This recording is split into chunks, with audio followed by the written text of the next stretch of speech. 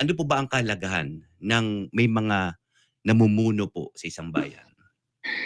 Well, unang-una ay napakahalaga, Brother Jobet, na meron tayong mga namumuno sa ating bayan sapagkat kung gusto nating magkaroon ng kaayusan, ay kailangan meron tayong mga namumuno na talagang maayos at may tinatawag na pangitain o vision sa Vision, pamumuno. right. Hindi lang yung namumuno kasi meron sa marami sa atin, tumatakbo lang sa ibang mga kadahilanan.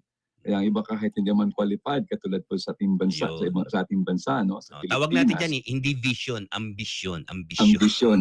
Tama. Kaya nagkaroon tuloy ng ano, Hmm. problema, nagkaroon ng consumption ng mga tao. Hmm. Alright. Hmm. So mahalaga ito sapagkat whether we like it or not, tayo bahagi ng isang mamamayan sa isang Mhm. bayan. At kung halimbawa nagkaroon ng problema ang namumuno sa ating bayan, apektado po ang mga Right. mamamayan. That's true. Kaya nga hindi po pwede rito na bahala na. Total naman kapag nakaupo ng mga yan, nakakalimutan tayo. Hmm.